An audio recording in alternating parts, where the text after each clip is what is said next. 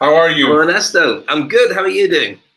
Yeah, very excited again on another episode of the Toilet Paper Diaries, our almost final episode on the series Leverage. And today we're going to be talking about fast tracking, about mentoring, about reverse mentoring, and more importantly, about standing in the shoulders of giants. Definitely. It's one of those things where most people realize now they have to go back to work in some way, shape, or form, but they have no idea how to do it and how to start the whole process going. And hopefully, on the back of today's show, you should be making furious notes and being able to do something with it. That's the plan.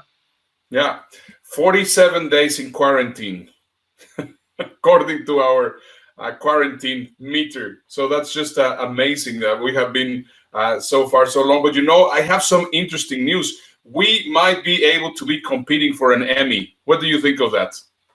It was only a matter of time, to be honest with you. I was getting calls from Stephen Colbert saying, "Please don't. We can't take on the competition. You guys are too good." What do you mean we can get an Emmy? What's all that about? Well, right now what has happened is that the Oscars, the Academy Awards, have decided that at least for next year or this year and next year, any film that is streamed can compete for an Oscar. And I am very sure that Emmys and possibly even Grammys are going to go for the same thing. So that means that this is another thing that flattens the opportunity meter. We will be able to actually jump and compete with them because we are doing the exact same thing as every broadcasting corporation, and that's just the way it is. So it's very, very exciting, I think. We must be giving Jimmy Kimmel and Trevor Noah sleepless nights worrying about Dave and Ernesto moving up behind them and getting past them towards the finishing line. They must be really worried with their millions and their holiday. Well, no holidays. No holidays for anybody. But look, the thing is, we're doing what we can. It'd be nice to be recognized just by friends. That would be enough for me. But we're going to keep it going. And we're weird a bit about it being 47. And you didn't put the widget over there. You normally put it up over there, actually, on the screen. No, it was there. It was there, but I took it off. There it is. Okay, there you go. But it feels really weird now to get to number 47, not because of the show, but because I don't think about leaving my house anymore. I don't think about when this all lifts, I want to go back to the world I had before because it's so much off my radar. My radar is the four walls of this house, which is really strange. Do you feel the same way? Do you know what I mean? Yeah, I mean, now for me, it's normal. I mean, it says, yesterday I was watching Jimmy Kimmel and he was saying, please stop saying about the new normal. Well, the thing is, what is it? I mean, it's not the old normal. It just feels normal. I mean, this is normal. Completely. And I think that the smart people are making a point of realizing that that is the case. And so whatever they were hoping they didn't have to do, they're now starting to do. So anybody who's been watching the show and taking notes and just wondering for the best time to actually put stuff into effect, now is that time because people are starting to wake up and people are starting to join in. And you will end up, if you don't watch out, the same problem that you had before, too much competition chasing after the same gigs. Even though the gigs are online, it's going to still happen again. Yeah, that is exactly what it is. Let's just get started. And one of the reasons why we chose Standing on the Shoulders of Giants as the title of this episode is because I think that's exactly what I have been doing all my life. And I think you have been doing exactly the same thing, Dave, which is basically fast tracking our career by learning from someone which is already getting those results. And right now we're going to give it a very interesting spin, which is going to be actually standing on the shoulders of little people. It was only a matter of time. I knew you would. It's your thing. Go on. So that's what we're going to be also talking about, which is reverse mentoring. But let me just show you one very beautiful video. It's an advertising from Nissan from 2016, which is actually called Standing on the Shoulders of Giants.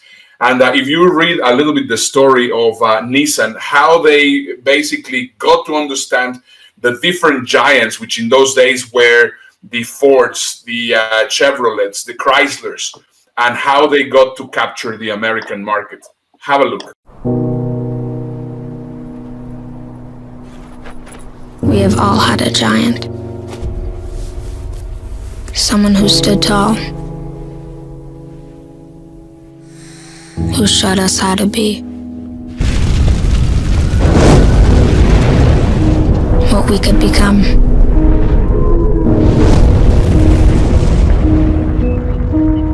And how to get there. Who by heart or by hand laid a path beneath our feet. Whose footsteps we followed to come this far. And whose shoulders we stand upon to see how much farther we can go.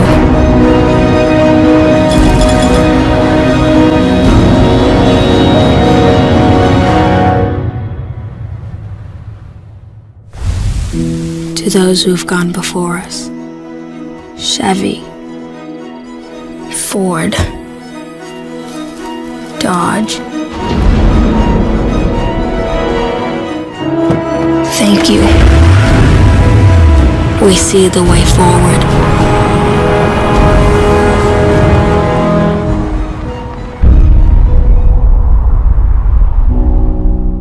That makes smart sense. Rather than trying to break out a niche, seeing where your customers are and getting into that market that they're already interested in, rather than trying to invent something that maybe nobody's interested in having at all. Very cool.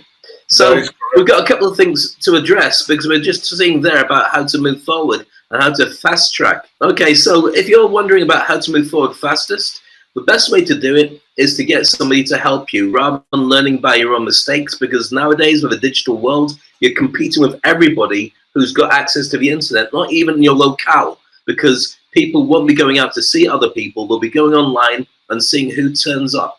So let's just explain the difference between a trainer and a coach and a mentor, and then explain how to get the best ones.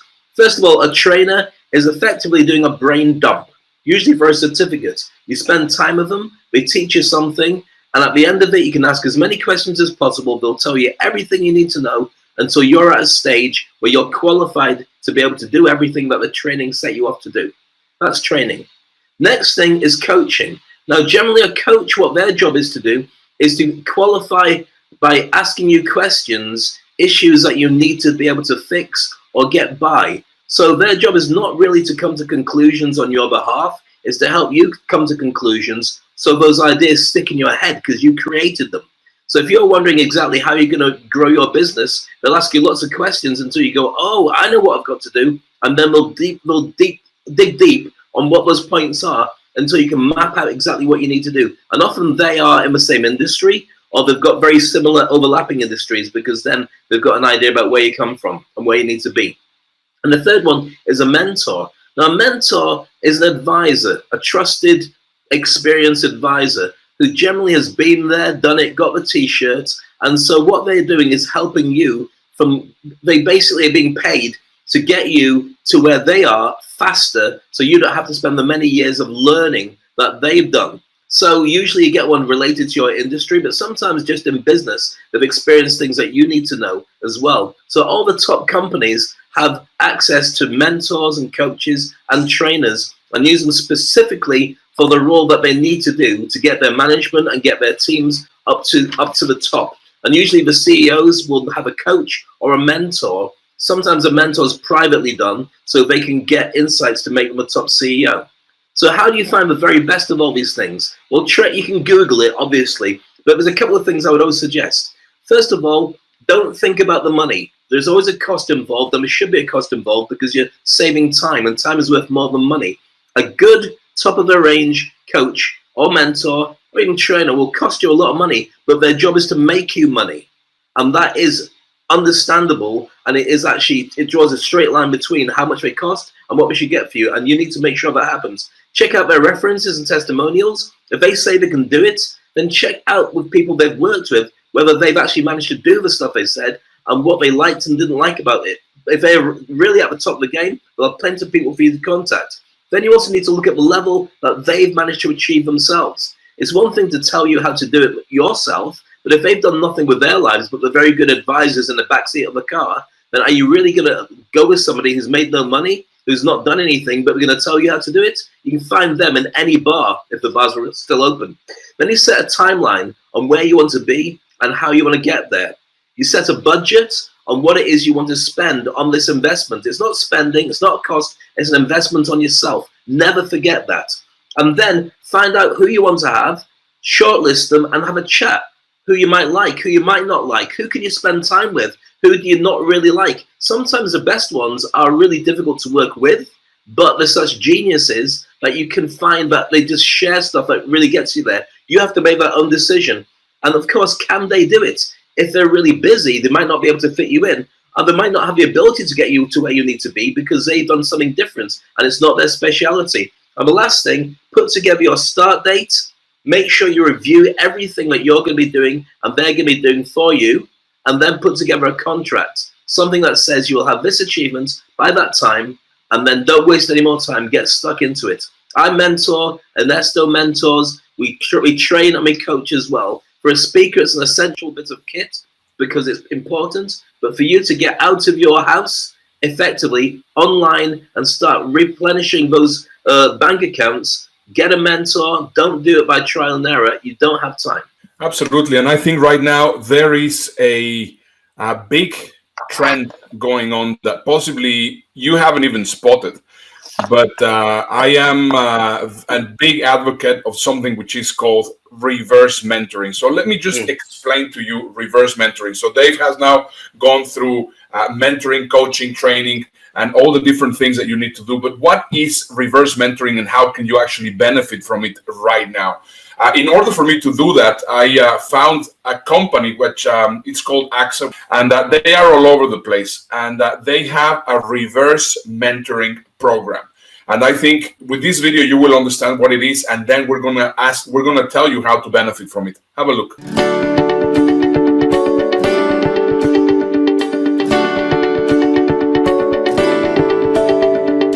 Hi, my name is Eva. Have you heard about reverse mentoring? It is a program we launched at AXA in 2014, where different generations meet around digital topics. Digital natives mentor AXA executives on dozens of digital applications, social media, gaming, or messaging concepts. We launched this program at AXA because we had two core beliefs. The first one is that digital transformation is about mindset change. And you cannot change your mindset if you don't have your personal usage. It's not because you have an iPhone or an iPad that you know how to make the most of it, how to use social media, how to use apps. So what did I like the most about reverse mentoring was to see the mentee progress and to see him get excited about this new digital trends, about new apps, new ways of doing his personal life or professional life. I started without any tool except emails and my computer, and now I have access to information on Google or through Feedly, Pocket. I can provide some people I have to work with key pieces of information in 5 minutes. I feel like modern, you know? The program went viral.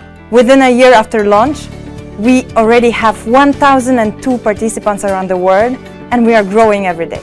The second core belief is about intergenerational.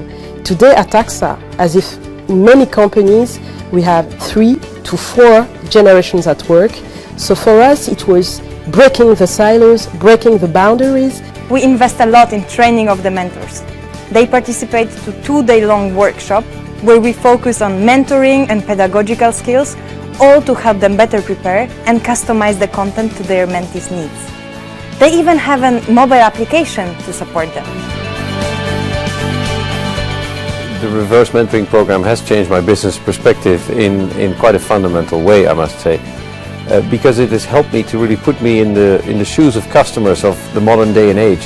And I'm not only saying young customers, I'm saying of digitally able customers. The most astonishing thing is the community of mentors. to see their willingness to share their digital passion, engagement and involvement. If I and my millennial colleagues can be the spark for the digital fire, we are proud to do so.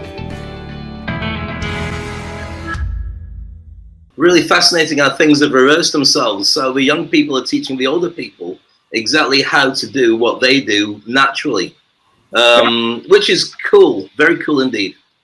Yeah, right now I have to say I have two mentors living at home, and those mentors are phenomenal, because if it would not be because of them, I will not know so many things. And those are my 14-year-old son and my 11-year-old daughter, and they are amazing. I mean, they have so many things that I have not seen, that I have not learned. And one of the things that I'm starting to realize is that even in our generation, the Generation X, because of course we say, well, okay, the baby boomers, because of course they were further away from technology, but also many people in our generation are having issues with the technical things. Well, I do not like social media. I'm not a big social media guy. I'm not a big social media girl, and I do not know how to do video. And I mean, so many people do not know how to do many things which are second nature for all the younger generation. So they're not just second nature, Ernesto. Learn from them. It's not just a case of being second nature. These things are essential now. You could ignore them before as a fad, but now we're in lockdown. Now the whole world, I mean, what, something crazy number like 95% of the world is in lockdown. You need to have your brand. You need to have social media. You need to pay attention to however you can market without just doing paid advertising, because you cannot use billboards. Radio and TV are not going to be winning over the internet right now. They just won't be.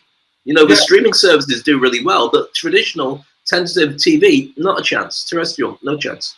Exactly. And the weird thing is that most people think that their telephone or their tablet or their iPhone or their iPad is just simply a tool of consumption.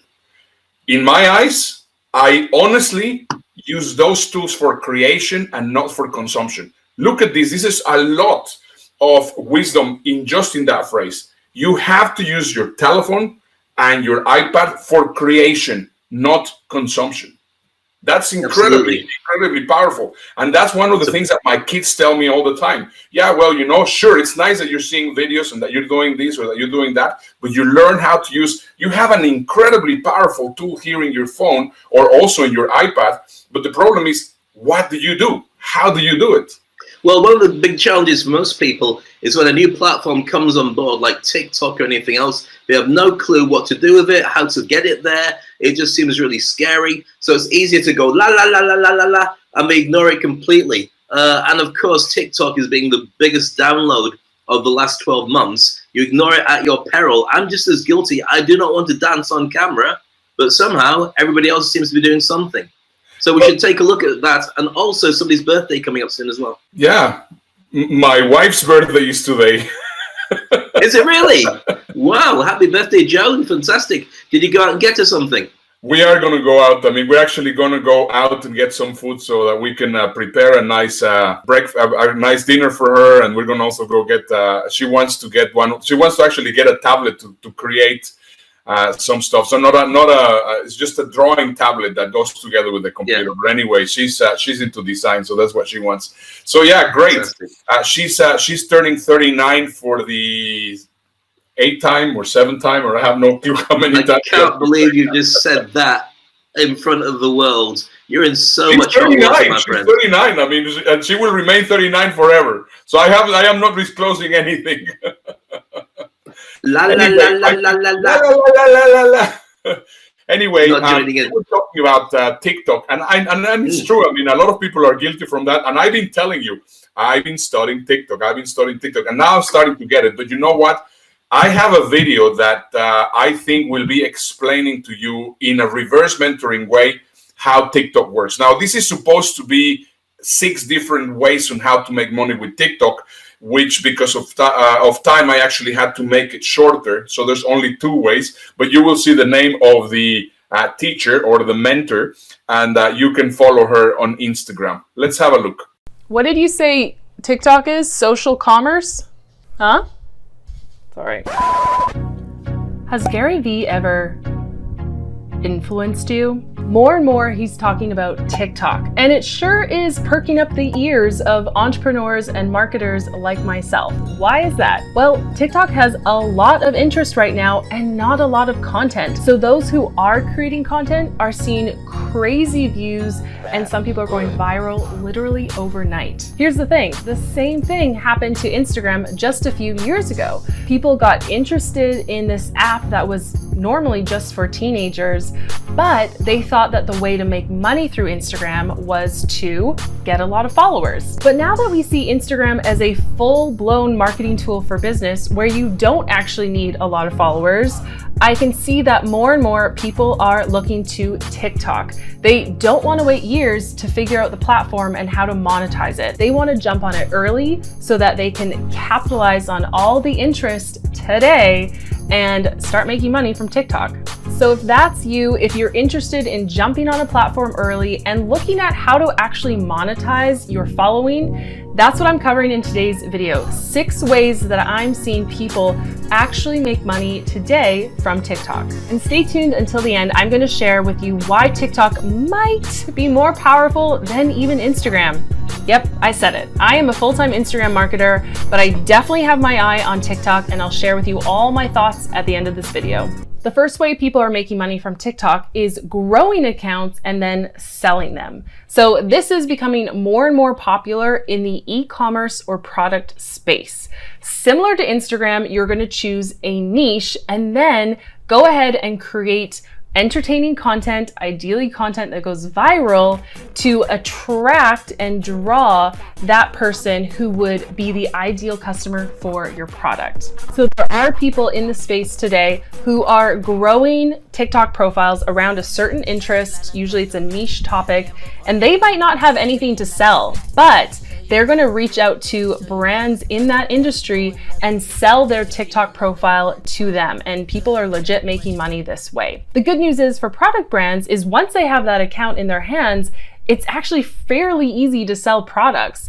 One way that people are selling products is through TikTok Live. They are launching products while live streaming, or they're actually holding kind of auctions while live streaming. And of course, there is the link in the bio where you can always drive your followers to purchase your product. So if you're the type of person to love TikTok and you just want to grow a following around a certain topic and really build that community around a certain topic, go for it and then reach out to those brands who would love to have access to those followers and sell them your account.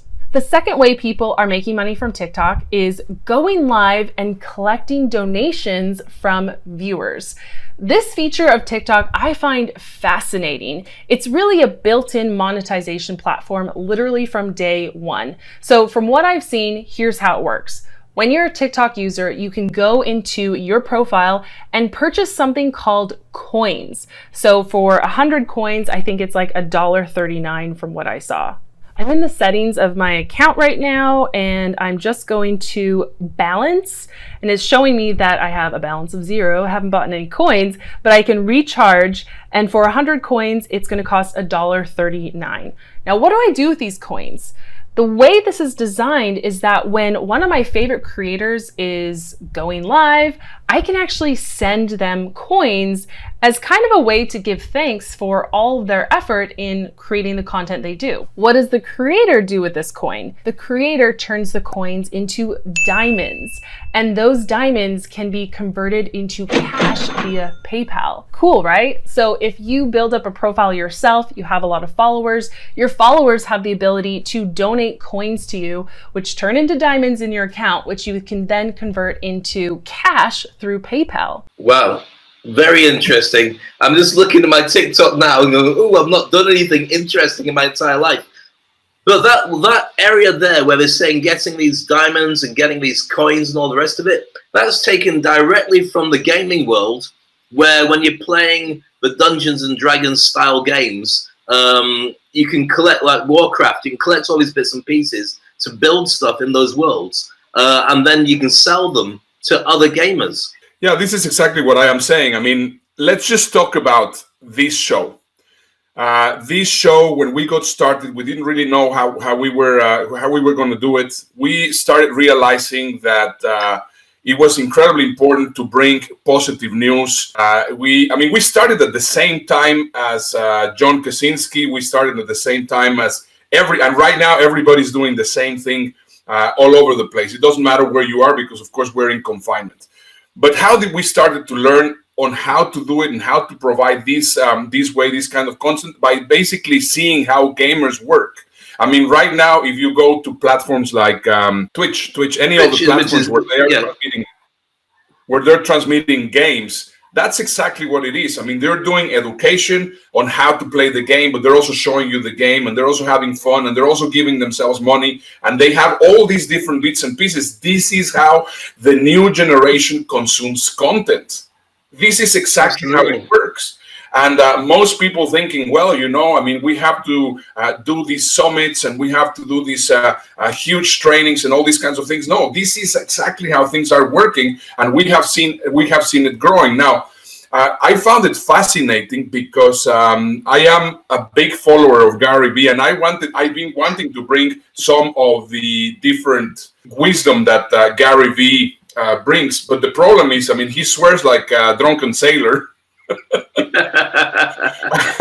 and this is supposed to be a PG rated show, so I've been really having difficulties getting a clip where he was not swearing, and fortunately I had the opportunity of find this clip, and I thought it was incredibly important.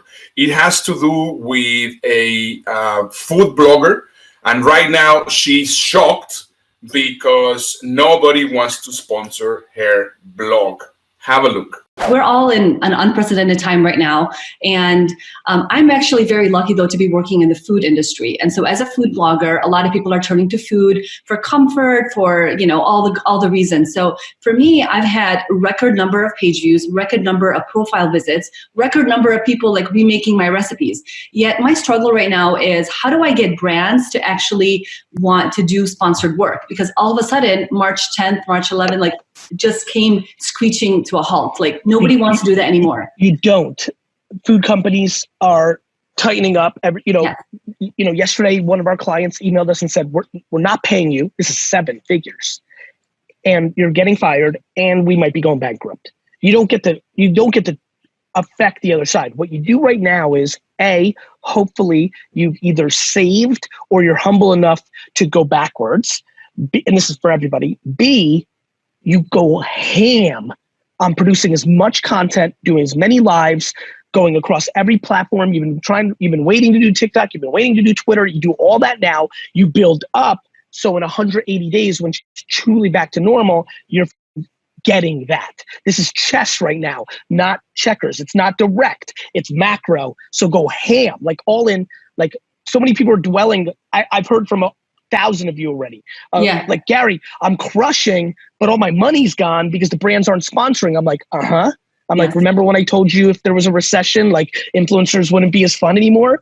Yes. Good news. This is a fake recession, AKA it doesn't have the underlining principles to be something super long. Okay. It's likely we'll get back to normal somewhere here later. The biggest elephant in the room is if this re-ups in the fall and winter, like some experts are saying, then you're starting to get into some but if not, then we're going to be back to normal somewhere in the next 90, 120, 160, 180 days. I think you need to build, and then take the opportunities when they come. Decision making there and smart advice. And I think that many people who are still umming and ahhing about creating content really have to reinvent. They have to look in the mirror and say, how long am I going to wait until I get out there? We talked about this at length, that people are just going, me. As soon as the quarantine kicked in, missed the point. You've now got to help people. You've got to have empathy. You've got to show people what to do, which is what we're doing with this show, which is why I'm broadcasting live from Houston, Texas, and you've got to Dubai. I love the way you've done that. It's incredible. That is correct. It's so cool to actually be switching cities in one show. But yeah, even the me sayers, many of them are still in hiding. They are missing the point. While we are actually getting here a really interesting post from our friend Jana Gabriel. also there from Dubai. Jana, hello, how are you? She says, I got Hi, Jana. 1.6 million views in TikTok in a couple of days. So, my goodness, that's amazing. But the difference between her and us is she's very good looking and we're not. So that was going to help her all the way. That is actually a big point. So we're also getting some great comments from Brenda Maguire saying, amazing to Jana. You didn't have the chance to meet Jana, Brenda, when we were there in Dubai. She's an amazing lady. We're getting also some comments from Frank. Frank saying, concepts remain constant. Techniques change, marketing, sales, coaching haven't changed, but the delivery has changed, and you have to use it correctly. You are 100% right, Frank. So I think it will be really very good that you start considering. I mean, it's been 47 days in hiding. When are you going to come out, and when are you going to start creating all this content for people to find you, for people to let them know that what you're doing? I mean, this is just absolutely critical.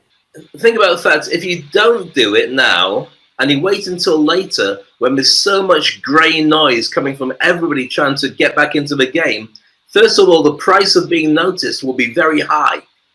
And secondly, I mean, you could be doing the same thing as all the big brands. The same big brands could be paying for advertising that you might have paid for advertising right now.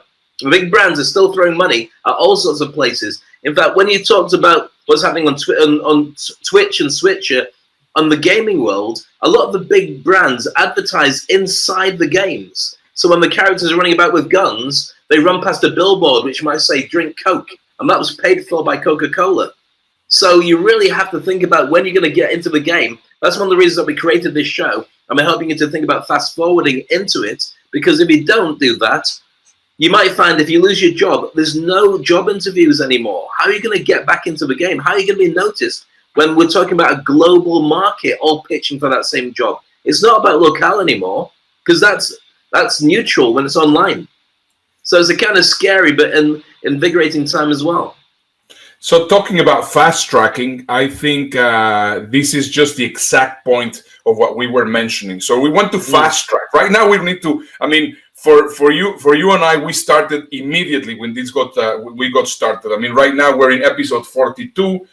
We have in captivity for 47 days. So that means that it took us 5 days to actually get started. So we got started. Right now, we're still going to be here, as Gary Vaynerchuk says, possibly not 100% on captivity, but there's not going to be events. There's not going to be many things. So right now, the best way to actually get your message across is by creating content. And for that, you need to have mentors. You need to have people that are gonna help you fast forward. So Dave, tell us a little bit about the lady and the three gentlemen in that picture. Okay, they're the guys who are the hosts. I don't know if there's a current host, I don't watch it, of The Voice from the US. Is John Legend, is Brett Baxton, I think it is, the guy who is a country singer. You've got Kelly Clarkson, and you've got one of the 5,000 Jonas brothers. I think it's John Jonas or Joe Jonas. And they champion singers, they champion bands, girls, boys, whoever it is, and they fast-track people to go from enthusiasts about music to being full-on pop stars with The Voice. And so when you're looking at a mentor, the reason that these guys are brought in is because they already are practitioners in the market. They'll tell people what you do, what you don't do. And often the things that you think you should do, you don't or you shouldn't, because that's not the right way anymore. Just like, for instance, when we talked about social media, and we talked about it for all the people who are just going on social media when the quarantine started, don't go out there saying me to everybody, because the last thing people want is to buy your stuff. They want to know that you've got the same Wi-Fi code, the same feeling, the same relationship with the world that they have. If they've got that, if you prove that you care about the world, then they'll start caring about you. So what these guys do is they share with people, and they help and they advise and they coach and they mentor them to get to the very end, the finishing line, of them being fully fledged pop stars. Now, some win the competition and they become instant pop stars because of the business model, but even those who don't now have the ability to go out and do something very special because they've cut through years and years of hurdles, pitfalls, and financial challenges, because they've been shown by the best how to get there. And that's why it's important to get connected to those kind of guys. And here's one of the things. Right now, if you're in a certain industry and you're going, oh, you know what? The guys who are at the top of the game, they'd never be interested in me. At home, right now, your favorite star in your industry is doing what you're doing. You're watching TV, waiting for the world to open up again, probably in their pajamas, bored rigid, and wanting something interesting as a challenge. There was never a better time than now to contact your heroes and say, can I have a quick chat with you? Choose the right way to do it. The best way to do it is to give them something first. But if you can do that, you can fast track the way the guys do on The Voice. Yeah, that is exactly true. We're getting a very sweet message from Jana saying, thank you. I am your biggest fan, by the way. Thank you very much, Jana. That's very sweet. And we're getting Pete here. It's saying that the other guy, he was Blake Shelton. There you go. My apologies. He's actually now with this guy, Blake Shelton, is now with, now we're getting into gossip. He's now going out with this blonde singer. What's her name? Oh my goodness. Well, I forgot what her name was. Wow, you're fascinating. I'm up to date with all these things. My daughter told me the other day, and I completely forgot about. No, actually, it was my wife. Anyway, moving to the news, because I think we have some really interesting news over here. Besides my wife, the amazing. What are you saying, Dave? Did you say Blake Shelton's going up with your wife? That's what you heard. And Stephanie. Oh, here is our. Here's my fantastic wife. Happy birthday, sweetheart. Saying that Blake Shelton is actually going on with Gwen Stephanie. Blake Shelton is not going out with my wife, but I know that she likes him. So, well, I don't know. Anyway, I'm not going to comment. There's always hope. Not for you. Moving on, you started this. Too much gossip. It's not a gossip show. It's a reality show. So what we're going to talk about then? News. We've got some incredible news. Well, we are having Captain Tom, which is actually just getting on his 100th birthday. So I think it's super cool that he's reaching his 100th birthday. So can you tell us, Dave, what has happened? Yeah. Because there's a ton of things that have happened with him. I'd love to share it. Captain Tom, if you don't know the story, Captain Tom Moore was in the Second World War. He's 99 years old, decided to go for a walk around his garden on his Zimmer frame, which you can see there, and go around 100 times to raise money for charity, originally wanting to raise £1,000 for the NHS, National Health Service in the UK. His story became global, so it became a big thing in the UK, and now he's managed to reach, as of today, £31 million for the NHS. He's turned 100 years old today. He got his message of well done, a lovely card from the Queen, which she does for everybody who turns 100. He had Spitfires flying over his house today as a salute to him.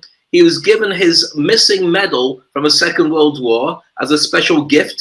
He had lots of accolades from some of the biggest celebrities. You saw princes and the England coach and Jason Donovan and various celebrities like that. And he's been made an honorary colonel. Not even the Captain Tom anymore. He's Colonel Tom. So it's just an incredible story about him. He's become the legend that the UK is looking towards as a look of hope, representing what everybody needs to feel during this time. And his face is on billboards right across the UK. So it's a spectacular day for Captain Tom. And that's £31.5 million he's raised just by doing this on his own, which is incredible. That's phenomenal. He's also inspired a lot of physically impaired people or challenged people to do their own things, like going up and down stairs for charity and walking distances for charity. So again, just like the Paralympics, he's made a lot of people who would not normally have people's notice get up, do stuff, and earn money, like this lady here, which is fantastic. Yeah, that's absolutely amazing. Okay, well, let's just continue with some more interesting news. We have a video here that is called "Bizarre Impact of the COVID-19 in the World," and I think you're going to find fascinating all these crazy things which have been happening in the world. Have a look. Can't wait. You may have read about how the coronavirus could change the world, financially, socially, and politically. But here are 5 bizarre impacts the current lockdowns are having that you may not have heard of. Wait, what? We've all heard about the wildlife that seems to be reclaiming cities while humans are stuck indoors. In Nara, Japan, deer have wandered through the city and subway stations. In Simonstown, South Africa, penguins are hanging out in the streets. But unlike other wildlife, rats aren't having as much fun during this outbreak. The shutting down of businesses and restaurants have led to a shortage of food for rats. Multiple rodentologists say the rats are turning to cannibalism or infanticide to survive. This means in the short term, the rat population could decline. But in the long term, the survivors could adapt, and smarter, more aggressive rats could produce rat babies that are also smarter and more aggressive. The lockdown dream epidemic and coronavirus insomnia. People from around the world have been reporting vivid and bizarre dreams on social media since the lockdowns began. Dreams like getting dressed up to go out in toilet paper, or going on a date with someone who isn't staying a meter away from them, or trying to flee their homes with a mask. A dream survey from Harvard Medical School seems to confirm dream incidents as the virus spreads around the world. So why the weird dreams? Dreaming is still poorly understood, but what we do know is that elevated stress and anxiety levels, which most of the world is feeling right now, can lead to more negative content in dreams. Dreams are also fundamental to the way we process emotional events. And the dramatic way in which life has changed has been emotional for most people. But you're only likely to get intense lockdown dreams if you're actually sleeping. Google searches of the word insomnia reached an all-time high in the second week of April. And a new survey reported that 22% of all participants say that they've been tossing and turning since the pandemic began. The planet is moving less. Like not the people or things on the planet, but the actual planet. Seismologists from around the world are reporting that the drastic reduction in human movement and vibrations from trains and planes are causing a drop in seismic noise. This means the planet's upper crust is actually moving less. Fewer vibrations and movements mean the smaller seismic activity can be picked up, and it gives us a better chance at detecting earthquakes. Coronavirus lockdowns may be saving lives in other ways. No, we aren't talking about preventing infection. People are stuck at home, so there are fewer deaths related to accidents. A drastic decline in deaths on the roads over Easter was reported from Spain to New Zealand. Murder and crime rates have also declined in Latin America, Southern Africa, and parts of the US. Air pollution has also fallen. The director of the Hugo Observatory says it might be too early to say, but there's a chance that the lockdowns may save more people from dying from air pollution than from the virus itself. The World Health Organization estimates that the annual global toll from the atmospheric pollution is 7 million people. Coronavirus conspiracies. Coronavirus hasn't just led to lockdowns. It's led to countless crazy conspiracies about its origins, effects, and cures. Coronavirus is an escaped bioweapon. The 5G networks have caused coronavirus. Coronavirus was actually started by Bill Gates to force vaccines on the world. Black people are less likely to get coronavirus. Coronavirus isn't actually deadly. It's all hyped up. Right now, we're in a time of great uncertainty. Psychologists say that people become more inclined to believe wacky explanations to help them make sense of their new frightening reality and give them a sense of control. But the theories are not just bizarre, they're really dangerous. They're stoked with xenophobia, spreading misinformation that certain groups need not worry about contracting the virus because of their genes, scapegoated others, and it's even led to people threatening public safety by gathering in large groups. Several dozen anti-vaxxers and other conspiracy-peddling protesters gathered in Austin, Texas to protest the lockdown, risking infections. The conspiracies have even resulted in death. 600 Iranians died from consuming pure rubbing alcohol, which was supposedly meant to protect them from infection. So stay home and try to stay realistic, folks. So many things we could talk about with that, but I'm not even going to start because there's so many different areas. People challenged about sleeping, rats taking over the world. But I did like the thing about burglars. The amount of crime has gone down, especially when it's people breaking into your house. Why? Because people haven't left it. Who's going to break into your house while you sat there watching them? It's ridiculous. So there we go. Well, actually, here is one that for me it's the most interesting one. Why are so many people experiencing weird pandemic dreams? I ask, if you're watching actually the show, it'll be interesting to know if you're actually having weird pandemic dreams. I know that my dreams are more vivid, even though they have nothing to do with the pandemic. But sometimes I really have very weird dreams. Has it been happening to you, Dave? Not at all. I program my dreams before I go to bed. Here's the thing. Your dreams are your brain and your subconscious mind sorting out the challenges you've had during the day and putting them into a way that you can digest them, put them in place in your mind, and be fresh enough to be able to learn from the lessons for the next day. So what it does is your dreams create for you a system of things that are good for you, things that are bad for you, but the key to interpreting your dreams is specific for you. So for instance, I've got 2 big dogs. So if I see a dog in my dream there says it's a guardian.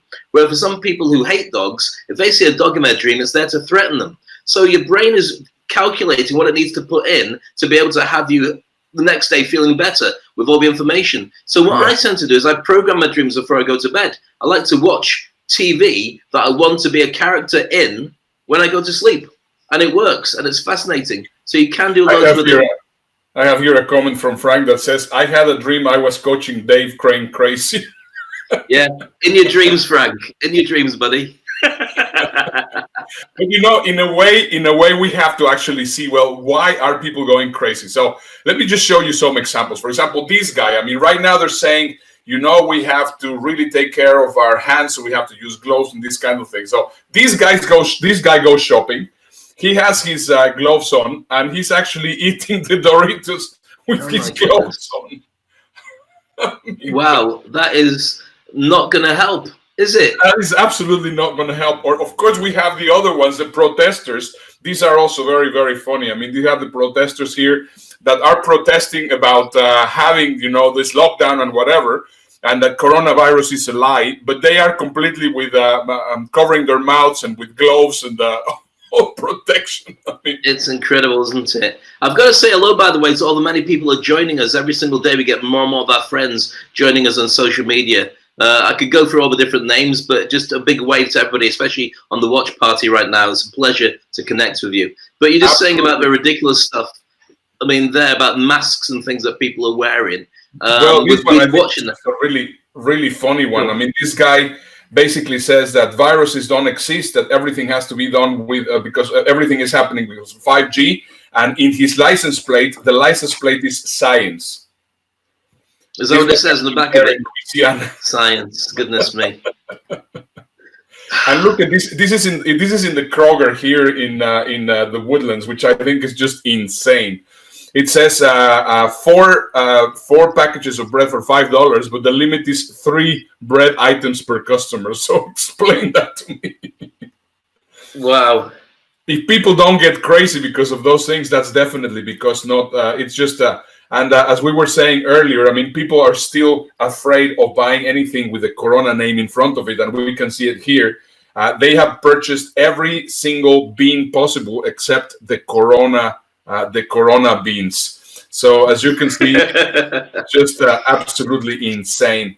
And then we basically end up with the craziness of the masks, which I love this cartoon that basically mentions what does your face mask talk about the person. So you have the healthcare professional with the N95, the semi-professional, the thrifty one, the handy with needle and thread, the probable bank robber, and the shouldn't be allowed out of the house. I think on that category, I have a number of them. See, for example, let's say this one. Wow, what? It's Darth Vader. Or this, yeah, Darth Vader, or this one here. Oh my goodness, how do you breathe through that? Yeah. Or this one, or this one is actually great advertising, as you were saying, for IKEA. Yeah. IKEA should do them. They should create them. People should get them out commercially. It's a brilliant idea. Yeah, I think so too. And here's the latest. This is going to be the bikinis for. Actually, it's going to be the Trikini 2020, which is going to be appearing for the summer season. Wow, so I have to get myself one of them. Yeah, I think you will look very cute in a Trikini, Dave. Too much information. You're still married. Moving on. Yeah, and let's see. Here's well, actually, here are the ones, exactly the ones that we were talking about that should not be leaving. And by the way, we are getting a report from Berlin from our friend Duncan Osborne, which funny enough, fantastic. he's also on a mask. So let's see what Duncan has to say. Hey, Duncan, what's going on? Hello, Dave. This is Duncan in Berlin. Hello, Ernesto. Just would like to say masks are all dependent upon your social standing and also your social events. If you wear a dandy mask like this, you're obviously very well connected, or you can wear a formal mask, obviously depending on where you're going. Here in Berlin there is what's now called a Maskenpflicht. So it's important to be wearing a mask and to be seen wearing a mask as well. So I've had this one specially designed for my personality, and then when I'm more discreet I shall wear a more discreet mask. Duncan in Berlin. Dave and Ernesto, back to you. Ciao now. Empty office. He looks like he has a diaper in his face. I was going to say, is it a saddle sniffer? That's not good. Hey, you're back in Dubai. I am indeed. Who could have imagined? Awesome. We just need to press a button and we fly around the world. That's going to be a new transport delivery service from now on. Yeah. It's going to get mad. And I think that the things that people are going to enjoy about the masks and designing their own masks is only going to become a trend. There's some really interesting ones that have been brought out. We should probably feature them tomorrow that are sturdy. But I just wonder, are we going to wear these things forever now? It kind of worries me, but it doesn't surprise me at the same time. Yeah, well, it might be for a bit of time, at least 1 or 2 years or something like that. I mean, I don't know. Right now, nobody knows anything. But anyway, believe it or not, Dave, we are reaching our so long farewell time. And it's amazing how fast time goes when we're actually having fun. So once again, just following the advice from some of our mentors. If you're watching this video on YouTube, please make sure to subscribe. If you are watching live, make sure to let us know that you're there so that we can give you a shout out. And if you are watching this in any other media, please share it with as many people as possible. We want to make sure that we help you. And make sure that you listen to the podcast that we are having in bit.ly/toilet paper podcast. Dave, it's been a pleasure as usual and a lot of fun having this show with you. And with that, let's say goodbye. See you tomorrow, same time. Goodbye.